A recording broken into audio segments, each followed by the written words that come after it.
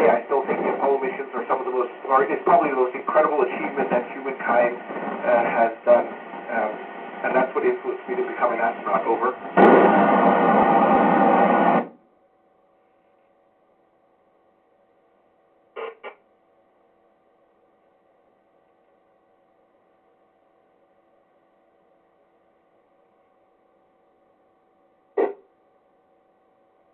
Hi, Ethan. Yes, in addition to the educational or academic background in STEM, you also need to have some practical or operational experience.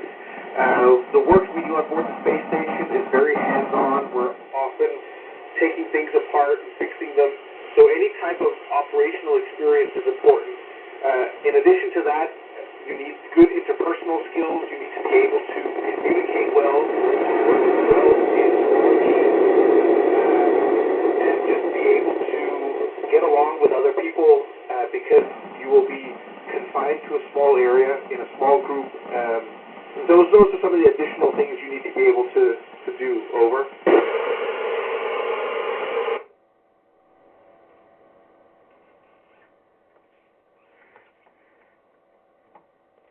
Hi, Dory. The first thing that happens when you get selected as an astronaut is that you have 2 years, typically, of basic training where you learn all of the basic skills and knowledge that you need to be an astronaut. And once you have finished basic training, you're ready to be assigned to a flight. And once you get assigned to a flight, you have an additional 2 years of training where you learn all the specific skills you need for your mission. And that includes things like learning how to do a spacewalk, learning how to control the robotic arm, how to maintain and repair all the systems on board the space station, and of course, how to conduct all the scientific research that we do up here. Over.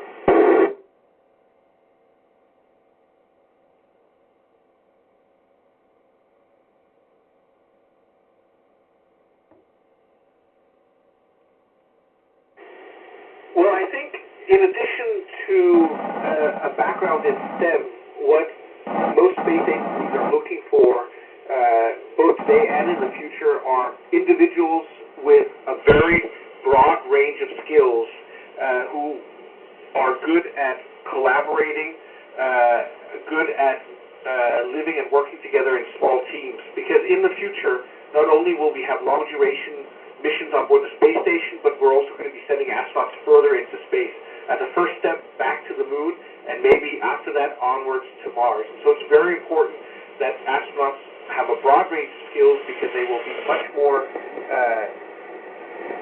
they will have to rely much more on themselves in the future, and they will have to live for longer periods of time in small groups. Over.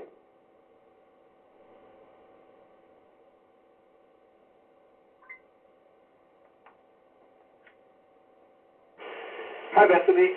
Yeah, we have a great community up here. We are typically 7 astronauts at a time on board the International Space Station, representing many different nations. Currently, we have 5 different nationalities up here, and it's just a fantastic team of people, highly trained, highly skilled. We work all day long doing exciting science and technology development, and then we enjoy our free time together in the evenings and on the weekends. Over.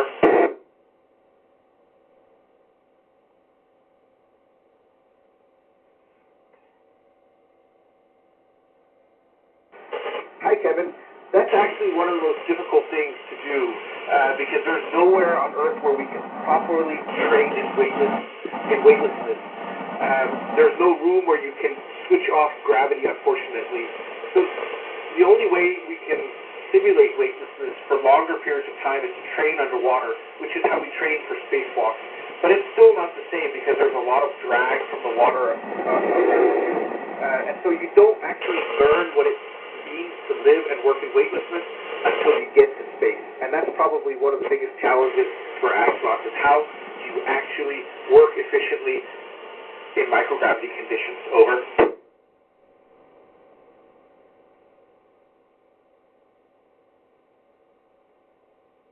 Hi, Simona. Microgravity affects us in many, many different ways. First of all, being weightless is very similar to lying in bed. You don't use your muscles, you don't really use your bones to keep you upright, And so your body begins to get rid of your muscle mass and your bone density. So that's why we have to exercise 2 hours every day. Our immune systems are also affected by weightlessness, by the isolation, by the stress that we're under, and of course the radiation, the exposure to radiation that we receive in space. Our vision is also impacted, probably because there's a fluid shift inside our bodies, which increases the pressure in our brain. So many, many different ways that our bodies are affected by being in space. Over.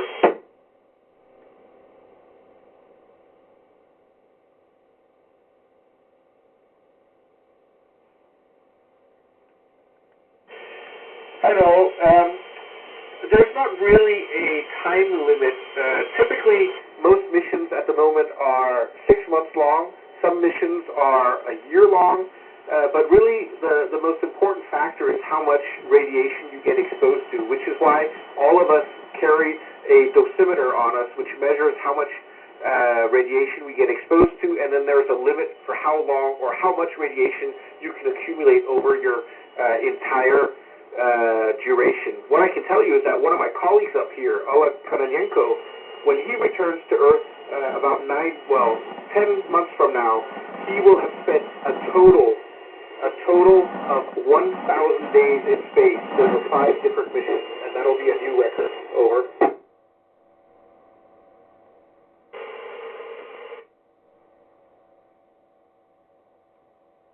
How long?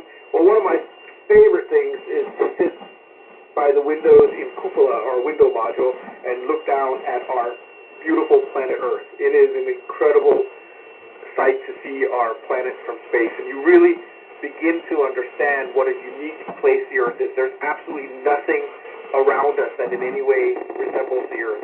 Not only is the Earth unique, but it's also our home, and we have to protect our home. Because if we in any way destroy the Earth, there is no other backup. This is what we have, this is our home, and we better protect it. Over.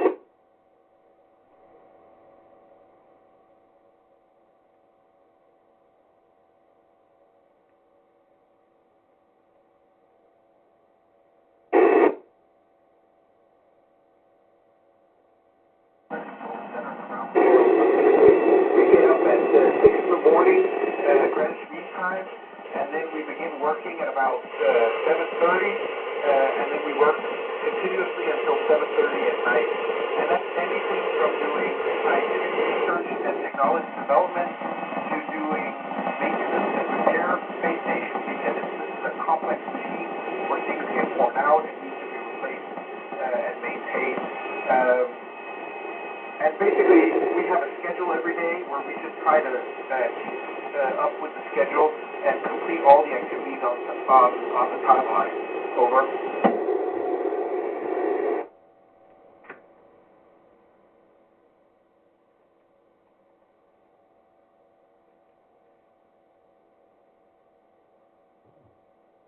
Now that's a complicated question.